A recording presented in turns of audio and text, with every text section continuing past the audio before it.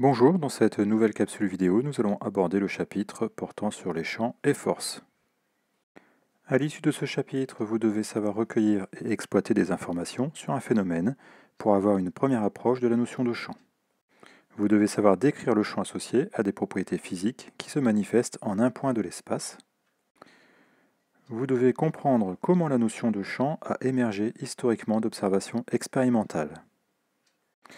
Vous devez savoir pratiquer une démarche expérimentale pour cartographier un champ magnétique ou électrostatique.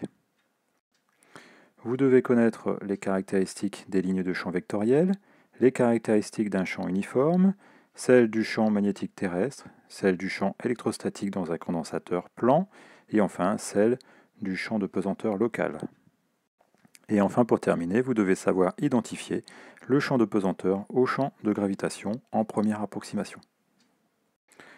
Le mot champ est souvent utilisé pour parler d'une zone propice à l'activité humaine, et en particulier à l'agriculture.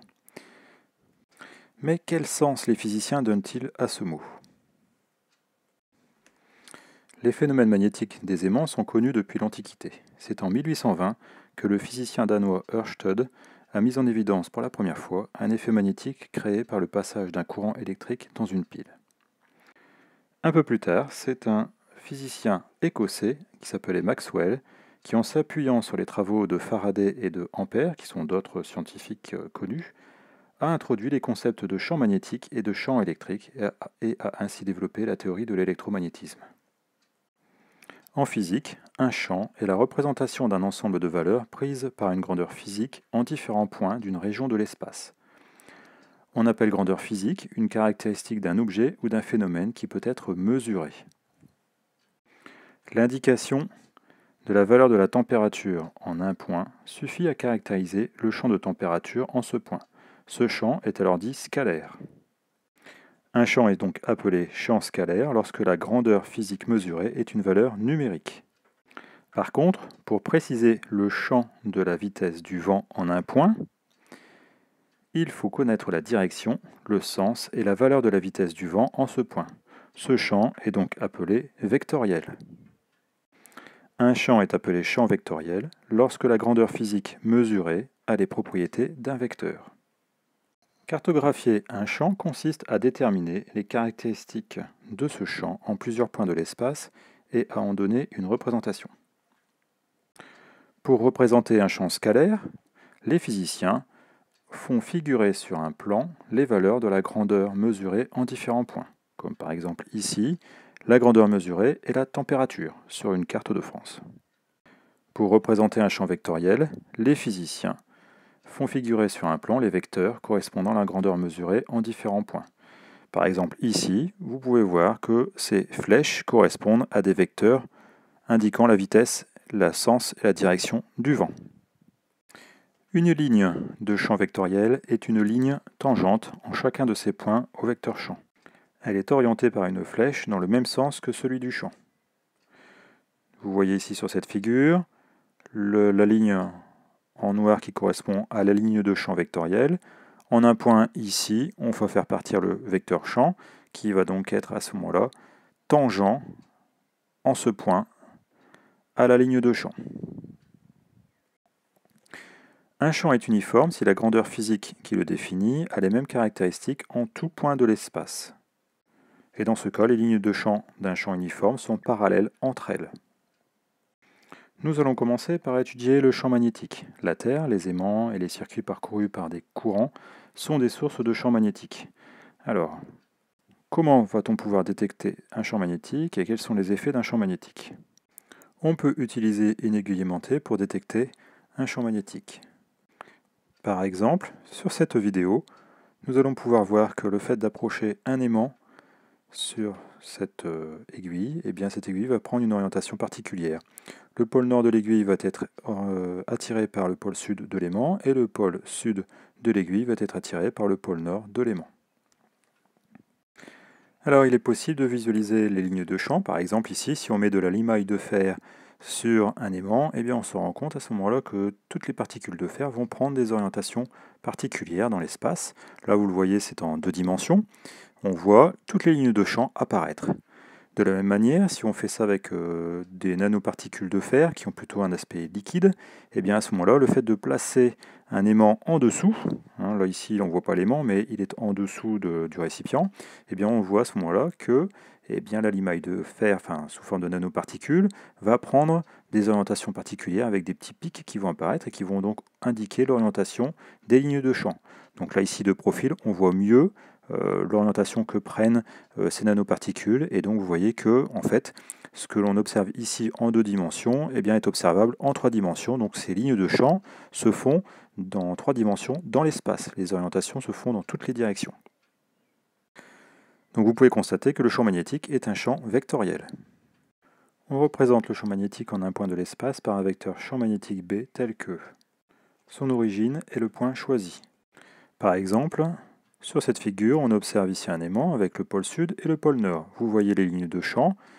Sur ces lignes de champ, on a matérialisé ici des aiguilles aimantées qui vont donc pouvoir orienter et donner le sens et la direction de la ligne de champ. Donc en un point P, ici par exemple, on a donc l'origine du point qui va nous servir pour représenter le champ magnétique B, ici indiqué en vert. Sa direction sera celle qu'aurait une aiguille aimantée placée en ce point. C'est la raison pour laquelle, en plaçant des aiguilles aimantées, vous voyez que par exemple cette aiguille ici est orientée avec le pôle nord en rouge et le pôle sud en bleu, donc orientée dans ce sens-là. Donc ça va nous permettre d'orienter précisément le vecteur B. Son sens va du pôle sud au pôle nord à travers l'aiguille aimantée. C'est ce que l'on peut distinguer par exemple ici, ce qui nous permet de tracer après à côté le champ magnétique B dans le sens pôle sud vers pôle nord. Enfin, la valeur de ce champ magnétique B se mesure avec un teslamètre et s'exprime en Tesla, dont le symbole est un T en majuscule. Voici une représentation d'un aimant avec cette fois-ci, vous voyez les lignes de champ qui apparaissent bien dans l'espace. On a ici une représentation qui est plus dans un espace 3 dimensions, alors que dans le schéma ci-dessus, ça apparaît plus en 2 dimensions. Donc c'est pour vous montrer que les lignes de champ apparaissent vraiment dans toutes les directions. Le champ magnétique terrestre, quant à lui, peut être modélisé par le champ créé par un aimant droit placé à l'intérieur du globe et dont la direction fait un angle d'une dizaine de degrés par rapport à l'axe de rotation de la Terre. C'est ce que l'on appelle la déclinaison. Donc vous voyez que l'aimant, lui, est orienté pôle sud de l'aimant vers le nord géographique et pôle nord de l'aimant vers le pôle sud géographique. Donc vous voyez qu'il y a une différence d'angle entre le pôle nord géographique et le pôle nord magnétique de l'hémisphère nord, c'est ce que l'on appelle la déclinaison. Vous pouvez distinguer ici les lignes de champ du champ magnétique terrestre qui apparaissent avec donc le pôle sud en bleu et le pôle nord en rouge. Donc si je devais tracer ici le champ magnétique B terrestre, je tracerais une flèche qui partirait de ce point et qui irait dans ce sens de la flèche, donc dans le sens plutôt de l'aimant. La valeur du champ magnétique terrestre dépend du lieu. Elle varie entre 20 microtesla et 70 microtesla. Voyons maintenant le champ électrostatique. Le champ électrostatique est un champ vectoriel. La relation entre le champ électrostatique E, en un point A, et la force électrostatique F, qui s'exerce sur un corps ponctuel portant une charge Q, est placée en ce point A, et E égale F sur Q. Notez les flèches sur chacun des vecteurs, donc il s'agit bien ici du champ vectoriel E, et ici de la force sous forme de vecteur F. L'origine du champ électrostatique E est le point A. La direction est la même que celle du vecteur force électrostatique F. Les sens de E et F sont les mêmes si Q est positif et opposés si Q est négatif. Je vous rappelle que Q en fait correspond à la charge du corps ponctuel. Alors sur ce schéma, vous voyez le cas de Q positif au point A, donc le point A est chargé d'une charge Q positive. À ce moment-là, vous avez le vecteur force, par exemple F, qui va être dans ce sens. Le champ électrostatique E sera dans le même sens que F. Dans l'autre cas, où la charge A portée est négative, Q négatif, à ce moment-là, imaginons que F soit dans ce sens-là, eh bien nous allons avoir le vecteur E qui va aller dans l'autre sens, dans le sens opposé de F, puisque la valeur de Q est négative. La valeur du champ électrostatique E est donnée par la relation suivante. E est égal à F divisé par la valeur absolue de Q, la charge, pour ne pas avoir de signe négatif dans le résultat du champ électrostatique. On se retrouve avec les unités suivantes. F est en newton, la charge Q en coulomb, et le champ électrostatique est exprimé en newton par coulomb. Un condensateur plan est formé de deux plaques métalliques parallèles, séparées par un isolant. Lorsqu'on impose une tension U entre les deux plaques, des charges électriques positives apparaissent sur une plaque et des charges négatives sur l'autre plaque. Un champ électrostatique est alors créé entre ces deux plaques et dans leur voisinage. Le champ électrostatique E à l'intérieur d'un condensateur plan est uniforme. Sa direction est orthogonale aux plaques. Son sens va de la plaque chargée positivement vers la plaque chargée négativement. Enfin, sa valeur dépend de la tension U entre les plaques et de la distance D entre celles-ci. La relation est la suivante. E est égal à U divisé par D. U étant la tension en volts, D c'est la distance en mètres qui sépare les deux plaques, et E donc le champ électrostatique en volts par mètre. Sur cette figure, vous pouvez distinguer en rouge les lignes de champ qui sont bien orthogonales aux deux plaques ici présentes, et le champ électrostatique E est représenté par le vecteur ici E, indiqué en noir sur chacune des lignes de champ. Dans cette dernière partie, nous allons aborder le champ de pesanteur et le champ de gravitation. Nous commencerons par le champ de pesanteur. Le champ de pesanteur est un champ vectoriel. Un champ de pesanteur règne en un point de l'espace autour de la Terre ou d'une autre planète lorsqu'un objet massique placé en ce point y subit une action mécanique d'attraction modélisée par son poids. La relation qui lie le champ de pesanteur G en un point A et le poids P d'un objet de masse M placé en ce point est G égale P divisé par M.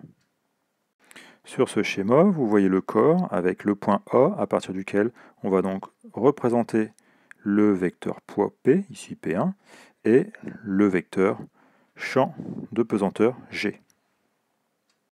L'origine du champ de pesanteur G est le point A, ici dans notre corps. La direction de G est la verticale du lieu, comme pour le poids. Le sens de G est vers la Terre. Enfin, la valeur de G ou intensité de pesanteur est donnée par la relation suivante, G est égal à P sur M. P étant le poids exprimé en newton, M la masse en kilogrammes et G l'intensité de pesanteur en newton par kilogramme. Qu'en est-il maintenant du champ de gravitation? Un champ de gravitation règne en un point de l'espace lorsqu'un objet massique placé en ce point y subit une action mécanique d'attraction gravitationnelle du fait de la présence d'un autre objet massique. Le champ de gravitation est également un champ vectoriel. La relation entre le champ de gravitation, noté G en majuscule, en un point A de l'espace, et la force d'attraction gravitationnelle F, qui s'exerce sur un objet ponctuel de masse M placé en ce point A, est donc G, vecteur, est égal à F en vecteur divisé par M. Donc là, ici, sur ce schéma, on a la représentation de la Terre, un objet, un corps A, de masse M. Vous voyez donc à ce moment-là ici la force en rouge d'attraction gravitationnelle indiquée ici, et ici en bleu, et bien tout simplement le champ de gravitation G de la Terre qui va donc attirer ce corps A. Le champ de gravitation est centripète, toutes les lignes de champ sont orientées vers le centre de l'objet massique à l'origine du champ. Donc là ici par exemple l'objet massique, eh bien c'est la planète Terre. Alors, nous allons maintenant comparer le champ de pesanteur et le champ de gravitation. En raison du mouvement de rotation de la Terre, le poids d'un objet n'est pas tout à fait identique à la force d'attraction gravitationnelle exercée par la Terre sur cet objet. Par conséquent, les champs de pesanteur petit g et de gravitation grand G de la Terre ne sont pas rigoureusement identiques. Mais en fait, la différence entre ces deux champs, entre champ de pesanteur et champ de gravitation, est suffisamment faible pour qu'au voisinage de la Terre, eh bien, le champ de pesanteur s'identifie au champ de gravitation. Et donc, vous avez le droit d'écrire G champ de pesanteur est égal à grand G terrestre, champ de gravitation. Le chapitre est maintenant terminé, n'hésitez pas à poser vos questions lors des prochains cours. À bientôt!